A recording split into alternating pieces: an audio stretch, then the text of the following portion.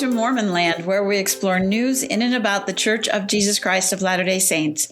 I'm senior religion reporter Peggy Fletcher Stack. Joining me is senior managing editor David Noyce, who oversees our faith coverage. Hi, Dave. Hi, Peggy. Before we start, here's a quick ask. We invite you to go to patreon.com, where you can access all the Tribune's faith coverage, ad-free podcast episodes, and the full Mormon Land newsletter. Again, that's Patreon, patreon.com/MormonLand. And if you haven't already, follow us on Instagram at mormon.land. Now for today's episode. Brazilian Helvécio Martins was the first Black general authority in the Church of Jesus Christ of Latter-day Saints. He was named a dozen years after the Utah-based faith ended its 126-year priesthood temple ban in 1978. His son, Marcus Martins, had just turned 19 in 1978, and thus, by most accounts, became the church's first Black missionary after the Revelation.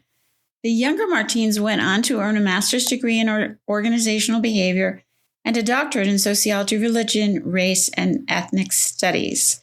Eventually, he became chair of religious education at Brigham Young University-Hawaii. He has served as a mission president, twice as bishop, and as a full-time senior missionary with his wife, Mirian. All this time, Martins has remained keenly interested in the politics and sociology of Mormonism. He's addressed how geopolitical, sociocultural, and technological trends have affected missionary and temple work.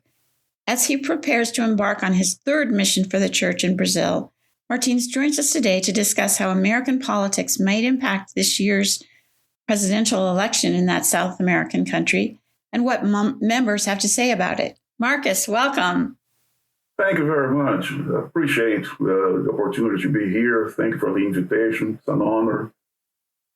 All right, so give us a brief summary of your early experiences in the church and how the 1978 priesthood temple change for Black members affected your life. Well, thank you. Well, my parents and I joined the church in Rio de Janeiro, Brazil, and we're recording this on July 6, 2026, and we joined the church. We were baptized July 2nd, 1972. So we're 4 days after my 54th anniversary of my baptism. I was 13 years old at the time, and our listeners can do the math and see how old I am. We joined the church. We were very well fellowshipped. Even during the time we were receiving the missionary lessons, we had 2 American missionaries, Elder Thomas McIntyre, originally from California, Elder Stephen Richards, originally from Georgia. And so I still have contact with those 2 brothers. They brought us in at a time in which missionaries were instructed not to teach people with Black African ancestry. But Elder McIntyre was a senior companion. Elder Richards at the time was brand new in Brazil. He saw that my father was very inquisitive. And so he started, answering my father's questions. And he saw that my father was serious about it.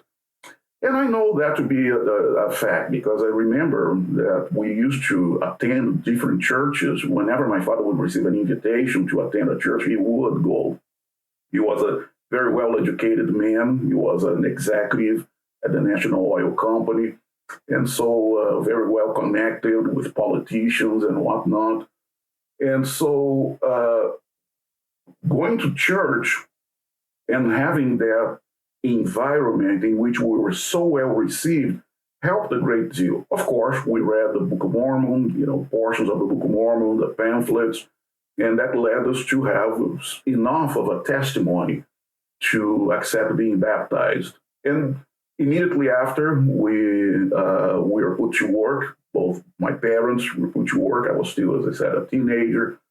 And one thing led to another. And 6 years later, and we had been actively serving in callings in the church. By then, I had been serving in callings in the church as well. The revelation came in 1978. And and as you mentioned, changed, as the expression goes, it was a whole new ball game. Mirian and I, who's now my wife, we were engaged to be married. She was a returned missionary, and we were engaged to be married. And so we postponed our wedding, which was scheduled for August 5th, 1978.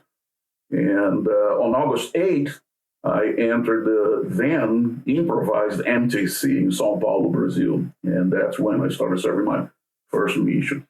Now, at that point, soon after that, in 1979, my father was called as a counselor in the state presidency, and then later as a bishop, and in 1987 as president of the Brazil Fortaleza Mission. And then in 1990, as you mentioned, he was called as a General Authority 70 in the then second quarter of the 70.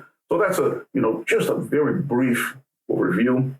I could tell a whole lot more, but there's plenty in the church archives and in other podcasts and so on, plenty of other details. But that's how the Martins family, came to be Latter-day Saints. And does the church's past racial policy still have an impact in Brazil today? One of the characteristics, and if I can put my, half of my sociologist of race and ethnic relations here on my hat here, half of my hat. One of the characteristics in Brazilian culture is that Brazilians, they will argue passionately about politics, about football. Americans call it soccer, but I want to be true to my roots. Mm-hmm. So about football, about all kinds of things, except controversial issues. And so race,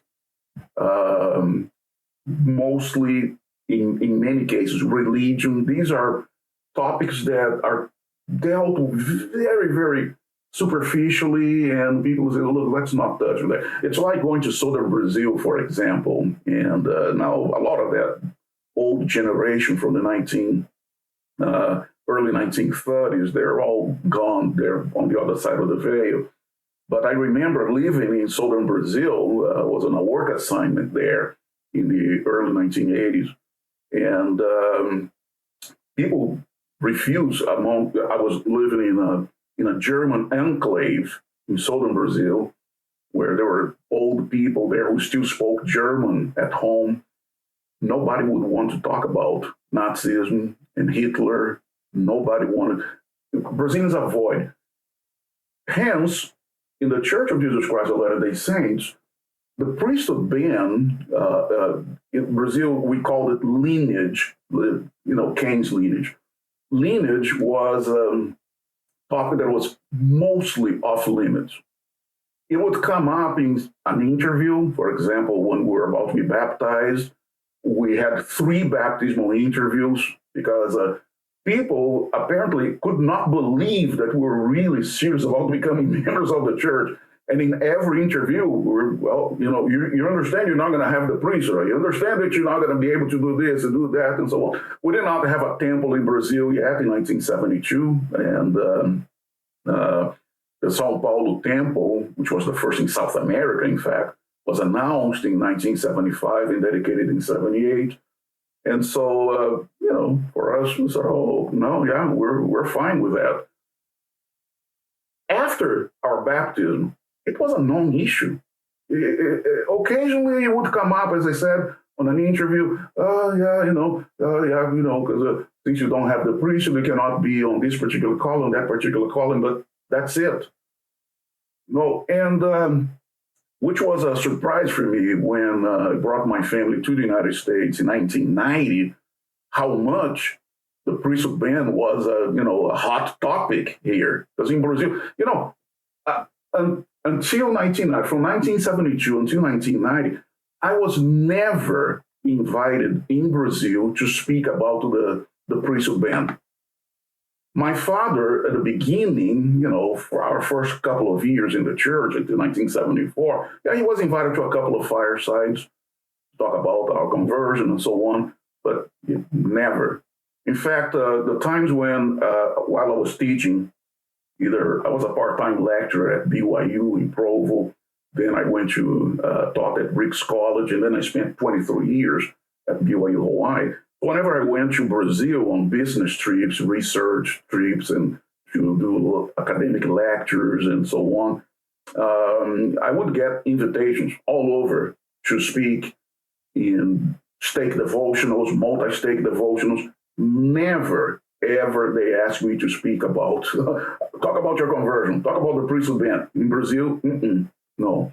And so, in fact, in my research, I remember doing one of those research trips in 1995, collecting data for my dissertation. I interviewed several men who had served as stake presidents, the first Brazilians to serve as stake presidents and regional representatives in Brazil.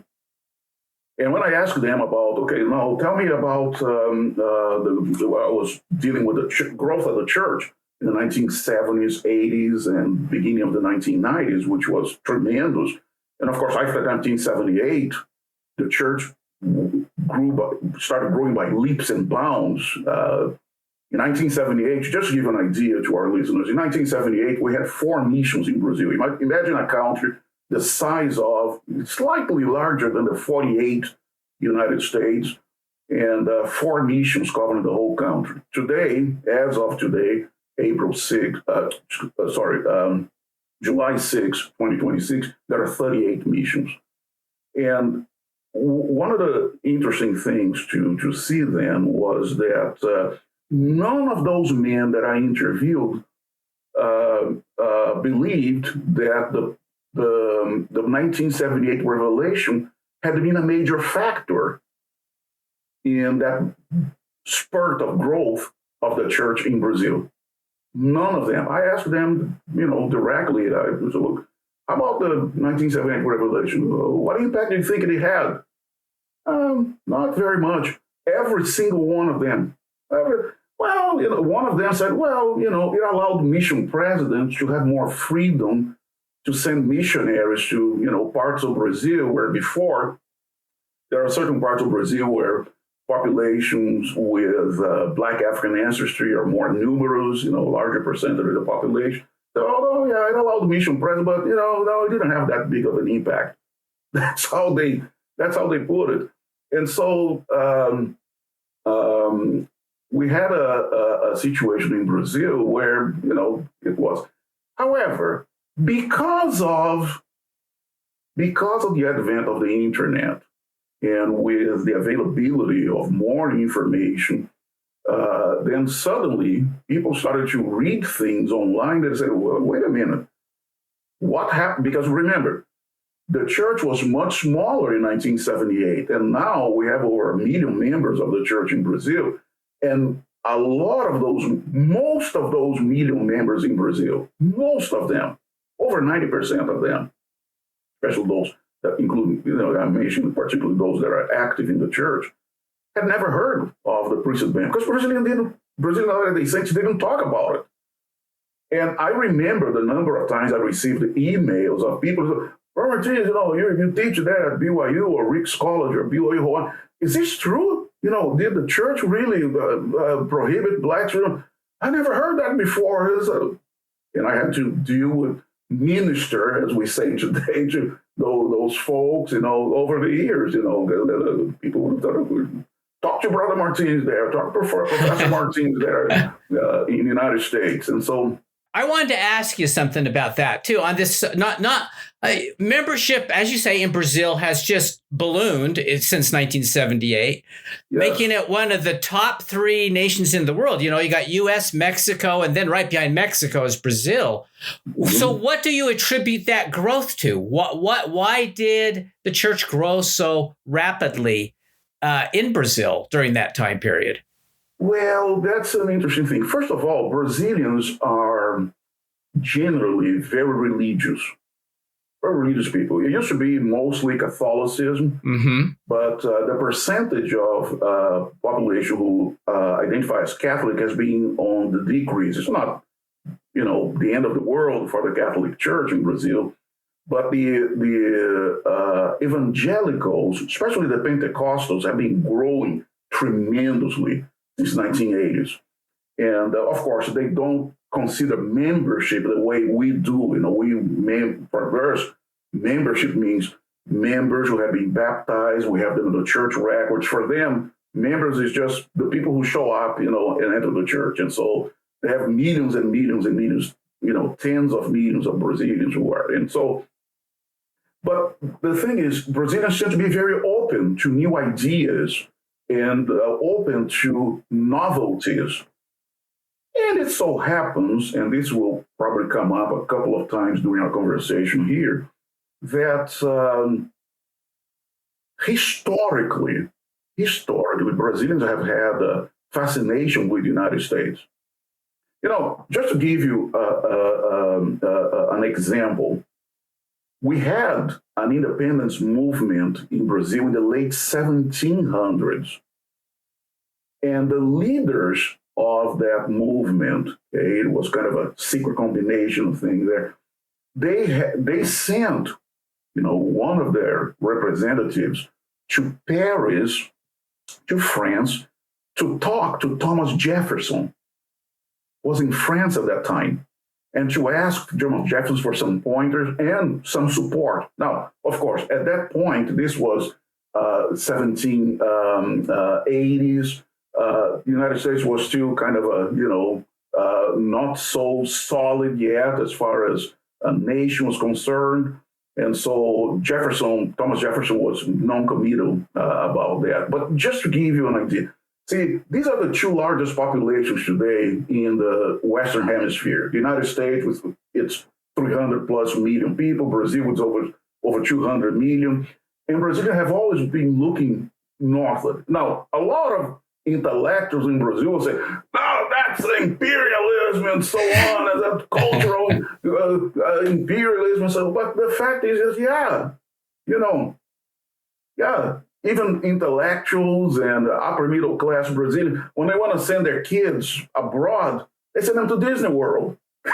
So it should be Disneyland. I know my parents sent me to Disneyland 50 years ago, in fact. No, but the fact is, we consumed a lot of popular culture, television programs and whatnot. And now with the franchises, one of the biggest hits in Brazilian television is Big Brother Brazil, which is a franchise internationally now.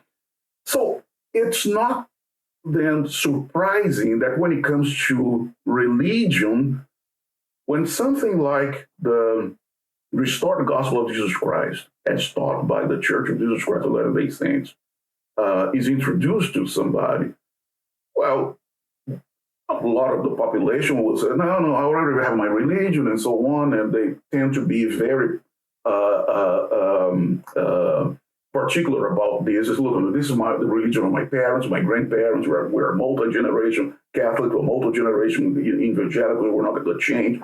But more inquisitive people that are a little bit more open, and they hear the missionaries and they say, "Well, hey, this is novel.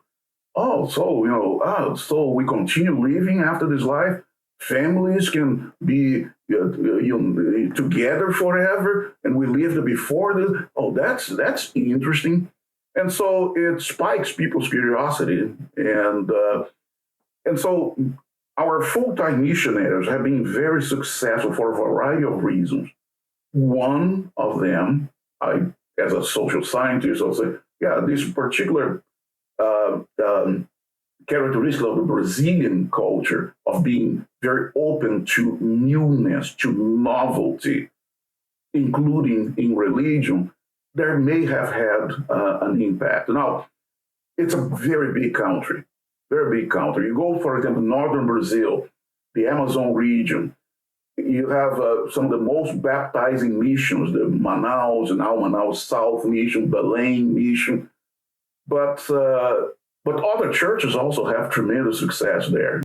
Mormon Land will be right back.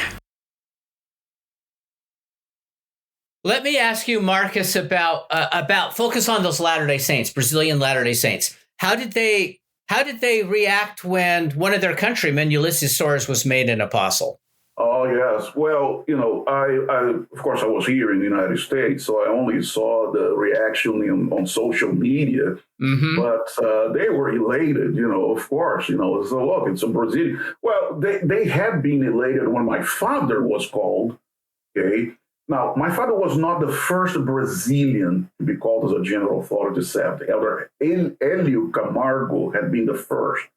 And I was in Brazil at that time. And so, yeah, oh my goodness, look, we're one of our Brazilian there and so on. Yeah, there was no social media at that time. And so this is 1980s. There was no social media yet.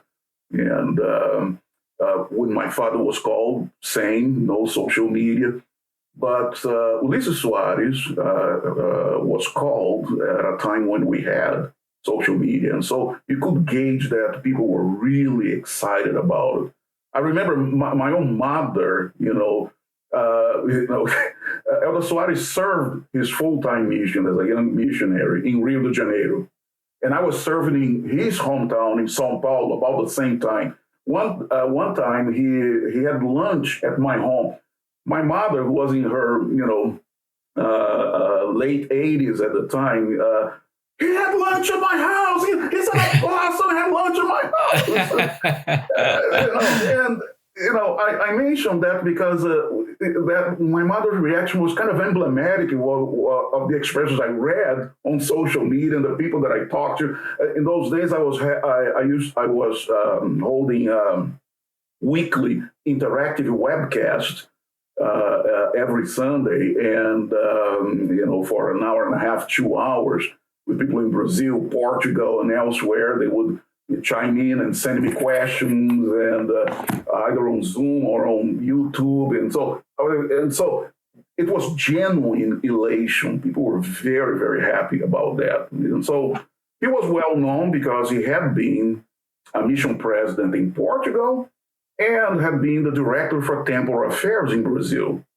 So he was well known. It was not the case of somebody who, he's Brazilian. Okay, cool, but who? Where is he from? So no, that's not the case. And so it was tremendous, really, really tremendous reaction we had from people. So you've already talked about the impact of Americanism on Brazilians. How have U.S. politics affected Brazilian members? Again, historically, there have always been some, I called it a dance. Okay, it's like a dance, diplomatically, politically, economically. It's 2 steps here, another 2 steps there. 2 steps one side, 2 steps to another side, 1 step elsewhere, and so there have been times when relations have been very good. There are times when relations have been, not so good. We never had a time when there was real tension between Washington and Brasilia. That influence of, from Washington, it was, detected only at the higher echelons of Brazilian political leadership. The American ambassador there in Brasilia said something, but it would be kind of intellectuals or politicians in Congress that would discuss that. The general public, they would be, totally oblivious to that. Well, social media changed that. And then people became more aware of what was going on in the United States and how that would impact Brazil. Now, a little caveat here. I have not lived in Brazil for the last 36 years. In fact, I often tell people, I've lived longer in the United States than I have lived in my own native country. I left Brazil when I was 31 years old, and I've been here 36 years. Yeah, go do the math. And so, but you were there as a mission president. Yeah, but I was there as a mission president. I was not there, really concerned about politics and economics and so on, or social issues. And I was worried about my call them my mission sons and mission daughters. That's what I was focused on. And sure, yeah, I was mindful of cultural details but cultural factors, economic factors that would have a bearing on the success of our full-time missionaries on my mission. Those are the things that I was focusing on. What about? Having said that, we come down to a situation where Brazil became just as polarized as the United States, and for a variety of internal reasons. And it seems that the isolation during the pandemic made matters worse. Just like in the United States, Brazil and the United States, they're like that proverbial, statement attributed to Mark Twain. I don't know if he really said that, but history does not repeat itself, but it rhymes. Well, Brazil and United States, or better said, Brazil rhymes with the United States. Yes, there was a January 6th in the United States. There was a January 8th in Brazil, January 8th, 2022. And thrones went to Congress and invaded the buildings there. And the reaction then was that they were protesting the fact that Lula had been elected a third time. Now, the question is, how does that affect Latter-day Saints? Suppose one of you would want to ask me that, right? Yes. Well, It so happens the Brazilian Latter-day Saints are Brazilians, and they belong to both political parties. Unlike what happens here, say, for example, in Utah, that seems to be a majority conservative, or California, or even Western Washington State, that seems to be majority, more liberal or not so conservative. Brazil is kind of evenly split. There's no state in Brazil that it's mostly this or mostly that. It's very mixed. Therefore, our congregations in Brazil are very mixed as well. So far, so good. But then comes the topic of your previous podcast with our good Dr. Benjamin Park. Well, people going on the internet, what do they find? What have they found over the years? Well, they found those speeches by then Elder Ezra Taft Benson speaking on that speech that he gave at a convention of the John Birch Society, where he said that anybody who's a communist should not become a member of the church. I don't understand how a person like that would be a member of the church. And more recently, I don't know exactly, but probably the last 7 to 10 years, I've noticed people quoting Cleon Skousen. And so how did you guys find Cleon Skousen? I knew Cleon Skousen because I was one of those Latter-day Saints in Brazil who had a copy of the first 2,000 years in my library at home. Okay, but by then, of course, once years passed and I was teaching religion, I said, I don't want to have anything to do with this book, and I don't even know where it is. I never brought the book with me, But they found Skousen, and I see people quoting him, and so because he was an important leader in the church. And when they asked me, I said, look, yes, he was a member of the church. Yes, he was a leading figure, a very influential person, but he was not a general authority or anything. But then that speech that then Elder Benson gave is the one that is most often quoted. But they quote that, and they put memes there with his picture from the time when he was serving as a prophet, as president of the church, which leads a lot of recent converts of the church or not so old members of the church look at that and say, oh, gee, a prophet said that, but they don't know that that statement was made in a political rally, essentially. And so, and as I said, the pandemic made matters worse because that was the time then when people were forming their echo chambers and they were affecting members of the church. And that's when, by 2021, when we started meeting together again, that polarization from outside came. People have been infected, if you will, culturally and psychologically with all that political jargon, and that's where you find really aberrations where by 2022, 2021, 2022, I would get message from people asking me, Brother Martins, could you please in your webcast talk about this? And so I can, that's one of the cool things about not being a general authority and being an academic. I can talk about anything, especially if I'm in a bedroom in my house. Okay, so what are you going to do? I'm in my house. I can say anything I want. And because what happened then was because of one of the questions in the Temple Recommend interview, are you affiliated with any organization or that preach things that, not in harmony with the gospel of Jesus Christ? Well, there were bishops and stake presidents in Brazil that were taking that and said, oh, okay, so if you voted for PT, the Workers' Party, I cannot give you a Temple Recommend. Because the platform of the party, okay, they're in favor of gay marriage, they're in favor of abortion and so on. And so that's incompatible with the gospel, so you cannot have a Temple Recommend. And there were people then contacting me and said, Brother Martins, can you speak about that? And I said, okay, let me read you. And I would read the handbook to them, I'll read the general handbook to them online, So look, you have access to these. You can go online and read this, but I'll read to them.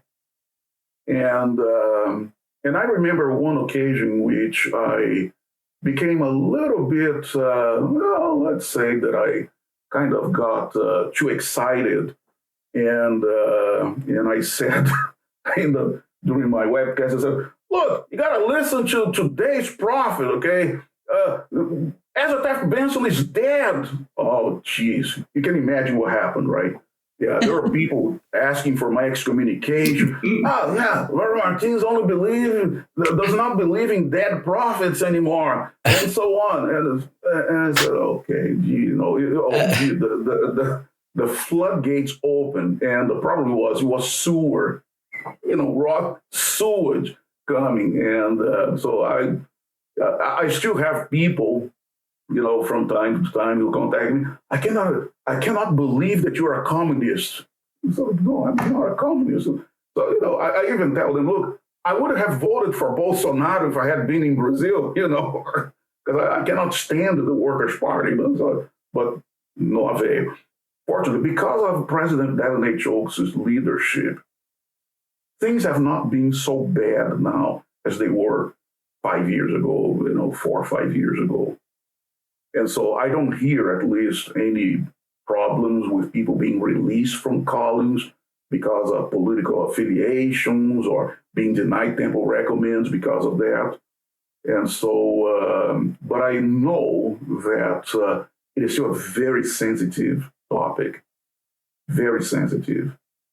So sensitive, I'll give you an example here. And this is really nothing confidential because it wasn't social media.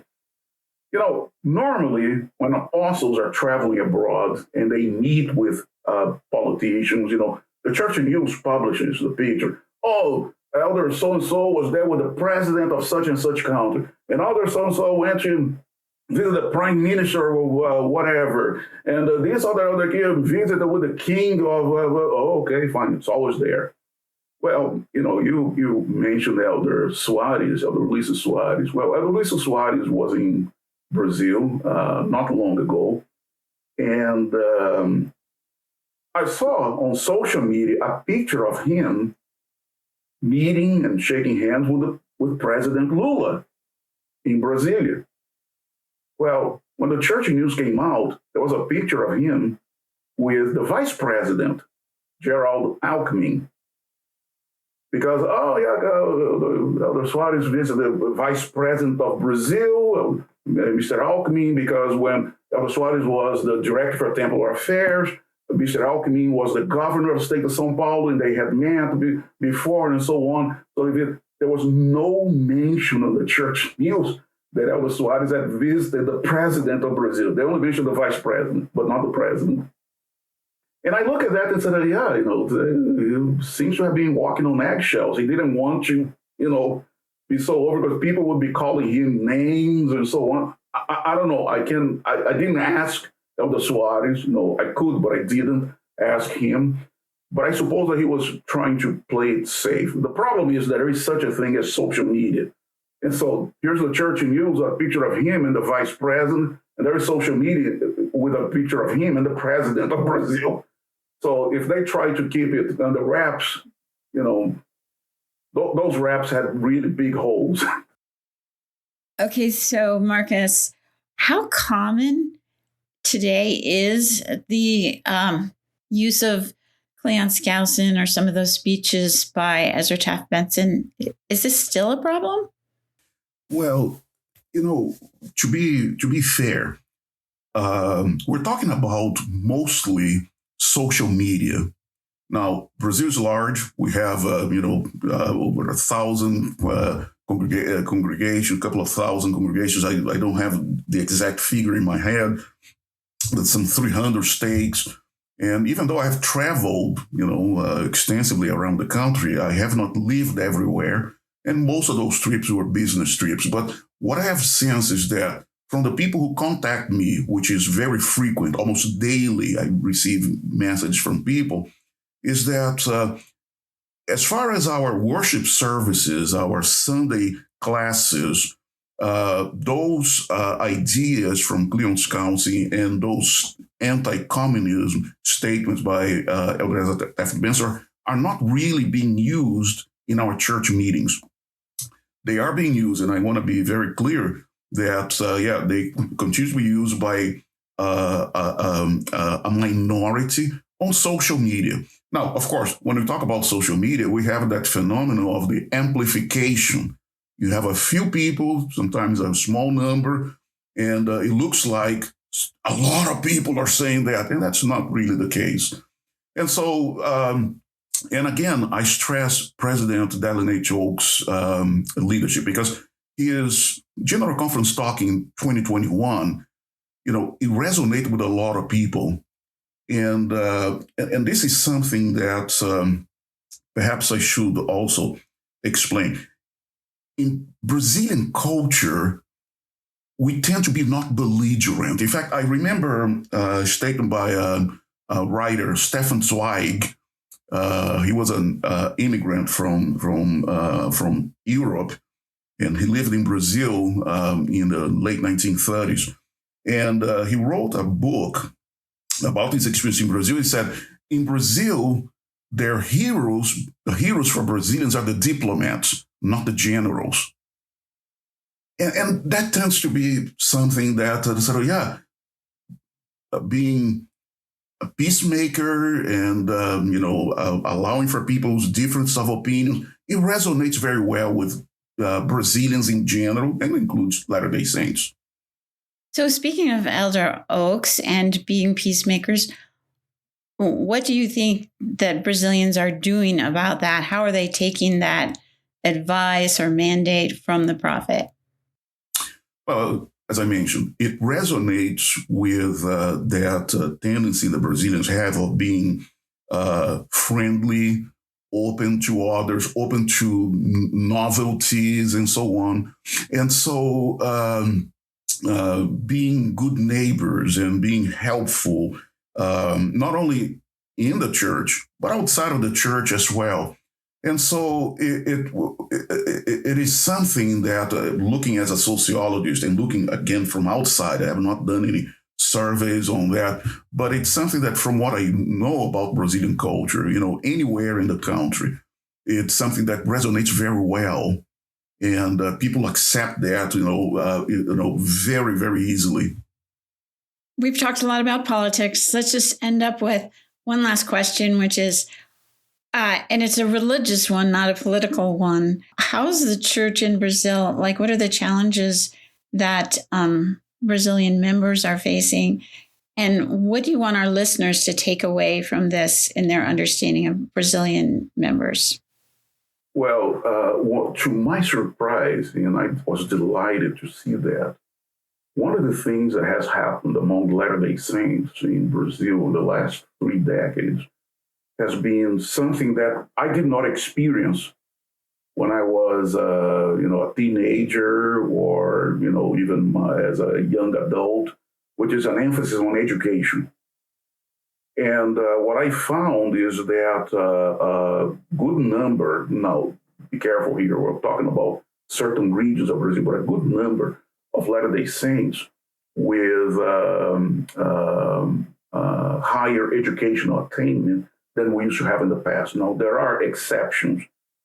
There are exceptions to that. But in the major urban areas, Brazilians tend to be very, very, very well educated by Brazilian standards. We're talking here, completed high school and maybe had some technical training, vocational training, and so on. I was surprised to see the number of people with master's degrees in the church. There is something that I failed to mention here, but it's a significant factor. We tend to be called to leadership positions, both men and women in Brazil, very, very early. When we're in our 20s, okay, we're already serving in stake callings and including high councils and even bishoprics. I was called as a bishop 39 years ago, and I was 28 years old. And after a year and a half, I was no longer the youngest bishop in my stake. And you will find stake presidents who tend to be in their mid-30s, late 30s, area 70s in their 40s. I have area 70s now who are slightly older than my oldest son. And so I mention this because that creates a certain dynamic in the church. Young people in the church, the youth of the church in Brazil now can look at their church leaders in a lot of places, and they can look at them and say, oh, man, I want to be like that. It's different than when I was a teenager. When I was a teenager, we had people, they had comfortable lives and so on, but a lot of them were blue-collar workers. We still have them, but people with, when I mention here law degrees, you have to understand that law in Brazil is undergraduate degree. It's a 4-year undergraduate degree, law, but lawyers, physicians. I also found an increasing number of PhDs among our Latter-day Saints in Brazil. And so that creates a new dynamic in the church, in the fact that the church is being more presented to the larger Brazilian society as a place of intelligent, accomplished people, professionals, and which are also people who have this influence on the newcomers, especially young people that tend to be, a lot of our recent converts tend to be fairly young, who can come and look to those leaders and say, hey, I want to be like that. And what has the church provided? BYU Pathway. Okay, BYU Pathway. When I heard about BYU Pathway, I was still serving as a mission president there. And when I heard that, and I said, this is going to be more than a game changer. This is going to change the demographics of the church. I said that at the time, this is going to change the demographics of the church in one generation, not through one generation. I mean, in Brazil or the Philippines or whatever. And I believe this is really the case. This is really happening. We're seeing that. So as we look to the future, there is still a lot of things that are going to come out of Brazil. We have more and more Brazilian missionaries being not only serving full-time missions in Brazil, but being sent abroad to places where not only Portuguese is the official language, but also places where major migrant groups came from. We have a lot of Brazilians who are descendants of immigrants from Japan, from Eastern Europe. And we have had, since, for the last 4 decades, an increasing number of Brazilians being sent to this. I've been in Japan, 6, 7 times on business trips. From, a day, just on a extended layover, 1 day long layover to 2 weeks in Japan.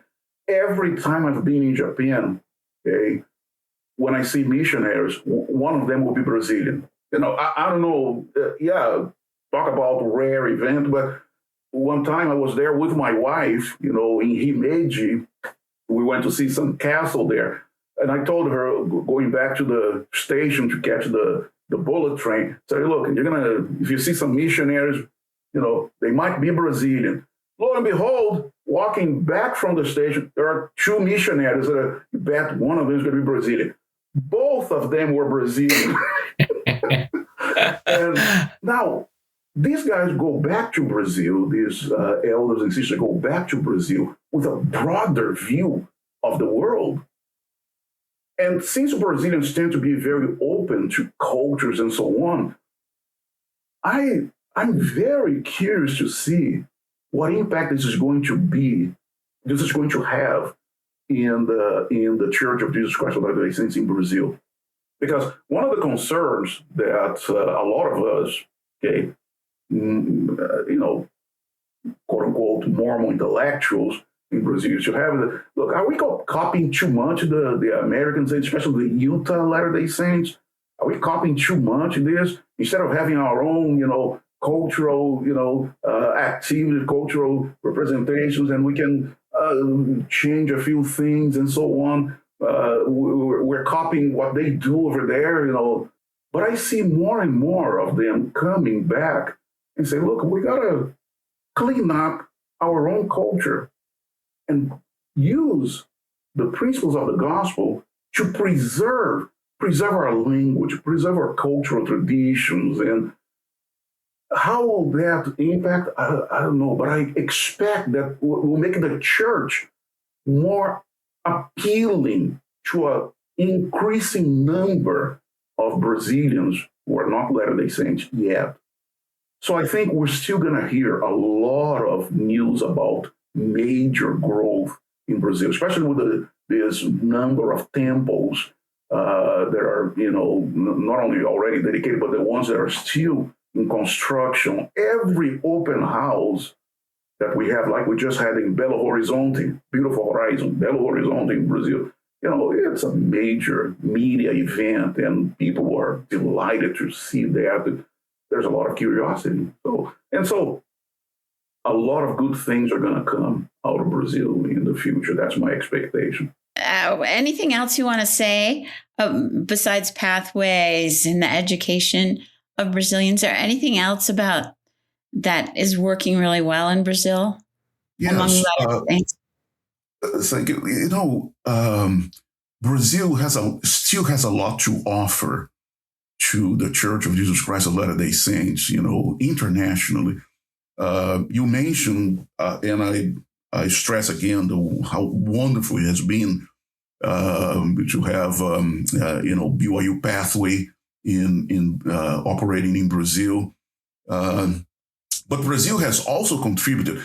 For example, one of the programs that we see all over the world is the Mormon or LDS Helping Hands.